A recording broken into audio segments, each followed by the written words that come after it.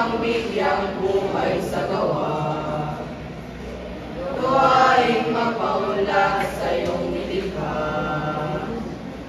Salamat sa araw, bituin at buwan.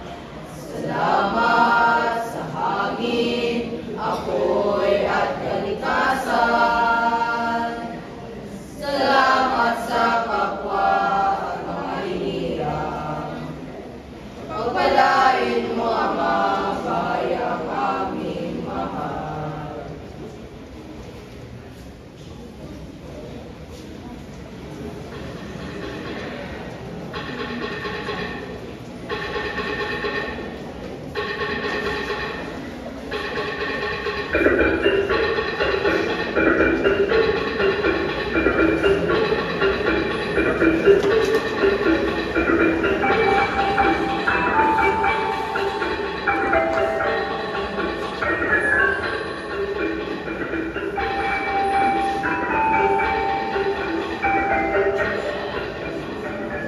Noon, ang mga bundok ay banal.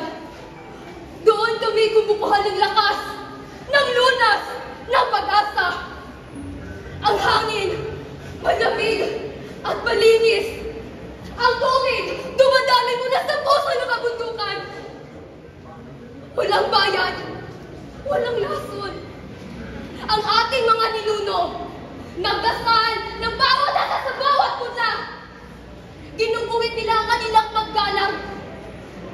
Sa bawat kasala, doon tayo umaasa. Doon tayo nabubuhay. At ngayon, pinaghati-hatihan, pinagpiestahan, gumawa ng negosyo sa kagubatan, sinibasim, sinila, sinakal ang mundo. At ngayon, sino ang sinisingil? Ha? Tayo. Tayo ang sinisingil ng inang kalikasan. Sa baha, sa sakit, sa gutom. Sa bawat pagbubo ng ating anak, alam kong kasalanan niya. Ngunit, ano ipapamana ko sa kanya? Ako? Lupang lason? Hangin na may pait? Hindi ito ang pangalan ng mundo! At hindi ito ang pangakong ginigwan ng ating mga ninuno! Sa lilim ng ginto, sa bitak ng lupa, mahiyaw ng bundok na hindi nadidinig. Kalbong kalikasan wasak na likha, isang libingang ginituan ang ibinungag ng langit. Ang tubig ay pait, ang hangin ay uol, ang sakit ay di nananagnag, kundi inang nilaso ng anak. Ang tao ang may hawak ng martilyo ng kamatayan, ang tao rin ang umiyak sa sarili niyang libingan. Sa bawat butil ng lupa na ninakaw, may isang batang hindi na nagising. Sa bawat tansod ginto na sinungkit, may isang amang hindi na nakakain. Puno'y tinaga, ibon ay naglaho, along na rikabong pumalit ng hangin, anay nalulod sa sariling patak ng lason, ang sigmura ng tao ngayoy walang laman. At sino ang tunay na minina at pinatay? Hindi ang ginto, Kundi buhay! Ang kalikasan! ang mundo! Ang mundo! Ang mundo!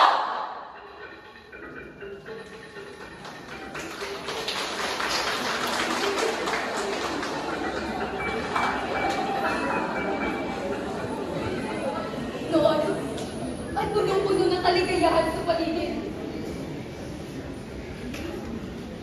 Sabi ka talaga, tunay lang, masaya dahil malinaw ang ilog.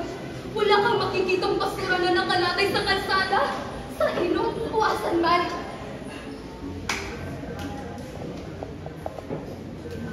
Pagkakaisa ng mga mamamayan para sa ating inang kalikasan.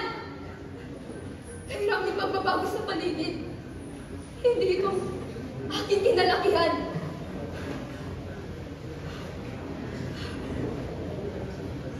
Nakakatulong ang tanawin, di ba?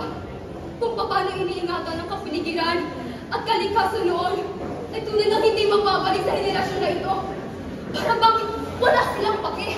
Para bang hindi sila naaapektuhan sa mga pinagagawa nila. Bakit hindi na? Pagsusunod ng mga plastic, pagbabarado ng mga kalat dahil sa mga basura na yan. Ngayon, nagdahil dito, maraming tao ang namamatay dahil sa basa, ha? Sa landslide! Nagdahil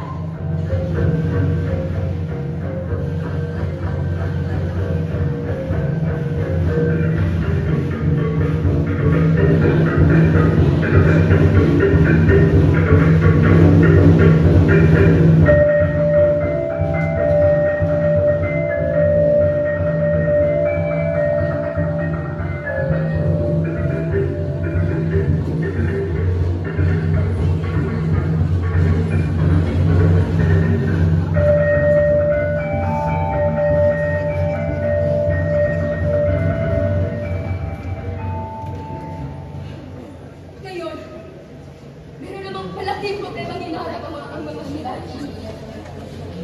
May wawasto ka nila na pagmadalang mamamalis sa tama? May dadaan kayo na ito sa panalangin? Walang magdedebete sa kanila kung hindi agad tayo umaksyon!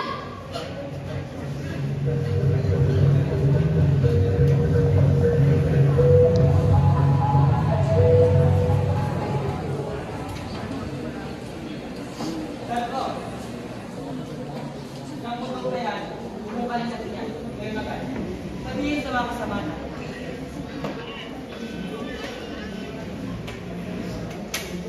Akin tong bundok na to, hindi sa papel, kundi sa alaala, sa pawis, sa dugo. Dito ako isinilang, dito rin ako marahil inilibing. Pero bakit ngayon? May mga bakal na humaharang sa pag-akyat ko. Pasensya na po, Mang Igo. May permit na po kami. Legal ang operasyon. Lahat ba nakikita niyo? Parte na yan sa isang malaking minahan. Trabaho, kita, pabunlad, para sa bayan. Pabunlad? Trabaho raw! Trabaho! Eh anong klaseng trabaho yan? Kung ang kapalit ay putik sa ilog, patay na taningan, at ubos na tubig sa mga balon? Ha, grabe! Anong klaseng trabaho yan? Hindi! Hindi ito ang liwanag na gusto namin. Liwanag na may kapalit na kadiliman sa lupang. Kapalit ng pagkasira sa baga ng anak ko. Kapalit ng pagkasira ng inang kalikasan. Kita niyo to? Parang nagdradrama ka ng laban, aling nila. Sentimiento lang naman yan. Baka, kakalimutan niyo ho. Wala na po tayo sa manahong hindi umuusad. Umiikot na po yung panahon natin sa ekonomiya. At kapag ayaw niyong sumabay sa daloy, aba, sigurado kayo maluluman. Pagunlad? Kung ang pagunlad ay may kabuntot na pagkawasak, hindi yan pagunlad. Yan ay pagnanakaw. Ninakawan niyo kami ng kinabukasan, kaya huwag nung hintayin na kami mga inaapi ay hindi lumaban. Pero Mang Ilyo, kung wala ang minahan, wala rin naman kayong kalsada, kuryente at signal. Kayo rin naman ang nakikinabang. Grabe talaga. Sige! Sige! Baka sa dulo ng bundok na ito, kami pa rin ang lalagpak sa huling palakol. Hindi para kanila, kundi paglaban ang matagal na namin inaalagaan. Hindi kami papayag. Ang kabundukang ito ay buhay, hindi buto. Ilang henerasyon ang umasa rito sa hangin, sa tubig, sa pagkain. At ngayon, nais yung bulkanit para kunin ang laman nito. Kayong mga kabataan, puro dagdamin, bulag naman sa kailan. Iisip mo ba, ha? Kung ilang mga pamilya ang magkakakain, o di kaya magkakabahay, ilang mga tao ang magkakatrabaho sa proyekto na ito? Trabahong may kapalit na pagkawasak, bahay na papalitan ng mga bahay dahil wala ng punong ugat. Hindi trabaho ang binigay nyo. Bitak ito, kapalit ng limos ang kinabukasan. Yan kayo. Mas piliin niyo yakapin ang puno kaysa sa pamunlad sa ating bayan. Pero, moderno ng bata, wala na niniwala sa ating mga ninuno. At sino ang nagsabing hindi moderno ang paggalang ng kalikasan? Ang tunay na pagunlad ay nagbibigay buhay, hindi kumikitil, hindi sinisira ang kalikasan, at hindi binubulag ng pera ang mamamayan. Kahit anong gamba, wala na kayong magagawa eh. May permiso na kami. Seryo, galing nga sa gobyerno. Ano ba hindi nyo naiintindihan, ha? Kung ayaw nyo mababay, baka gusto nyo naman tumagin. Legal ang papel mo, pero di naman lahat ng legal ay makatarungan. Tandaan mo to, ang kabataan ngayon ay hangin ng pagbabago at hindi kami natakot kahit go pa ng mundo ang aming makakalaban. Tayo nga. May tulong tayo. Para sa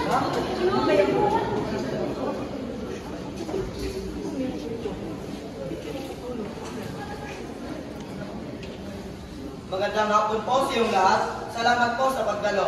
Ito ay panawagan ng pagkakaisa para sa ating kalikasan, hindi protesta.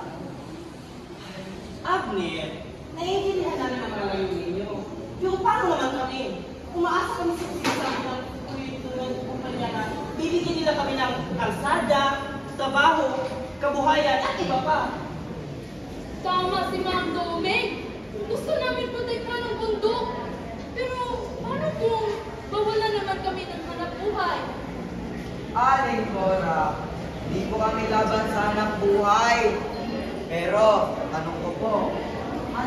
naming trabaho ang pagsisira sa kagubatan, pagdudumi sa ilog, at nagbibigay sakit sa mga bata dahil sa usok ng makina.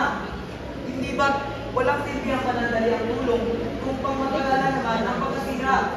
Teka lang po. Gusto lang hindi po namin pupunta lang. May alternatibo. May solusyon. Gusto ko namin magtayo ng eco-tourism sites. Magtanim ng indigenous trees. O di kaya ituro sa kabataan tungkol sa sustainable farming.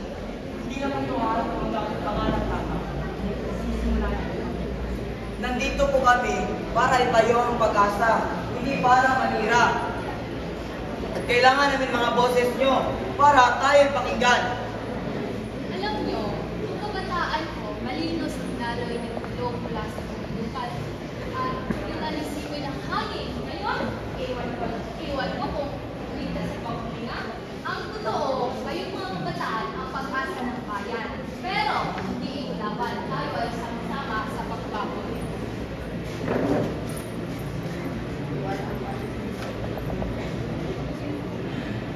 Kung may tunay kayong plano at totoong trabaho na ibibigay sa amin, siguro panahon na para kami ay makinig. At kung hindi kami magkakalayo at magkakasama kami palagi, hindi kami tatalikod. Di ba mga kasama?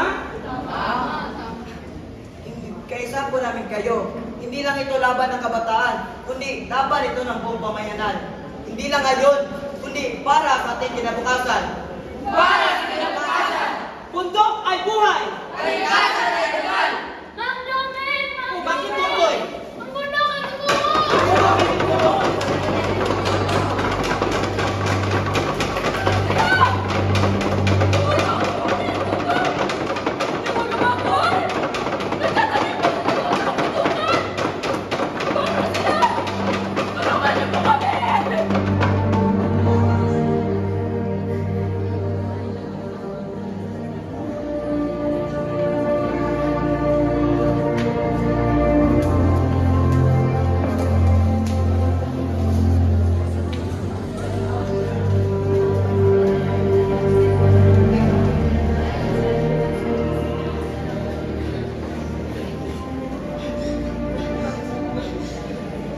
Mga anak ko, anong sakit na makita kayo?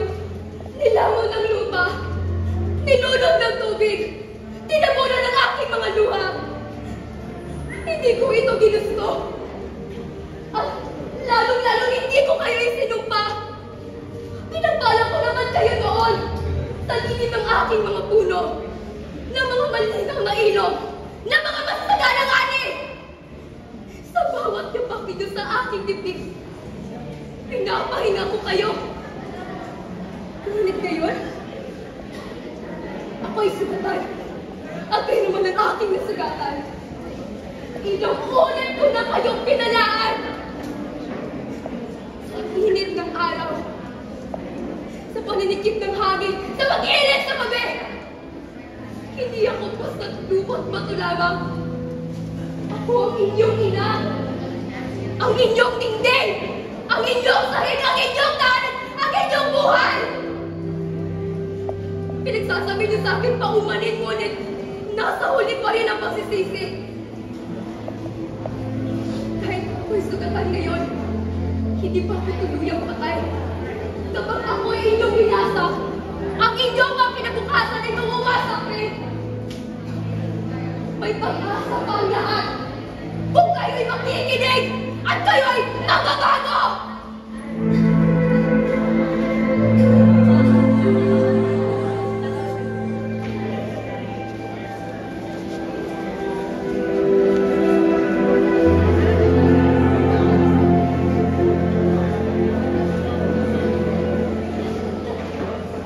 Noon, buhay pa sila. May mga batang naglalaro sa pala ng mundo. May amang nagpapahinga matapos ang ani. At may inang naghahanda ng pangalian. Ngunit, sa isang iglap, bumuwang lahat. Kasama ng lupa, pangarap, tahanan, at buhay. Hindi ito aksidente. Hindi ito kalikasan ng mamulma. Sigaw ito ng kalikasan na ating ginaasa.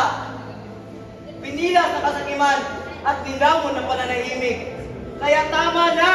Hindi kailangan na tayo rin ang matabunan ng lupa, nunurin na malalaking baha.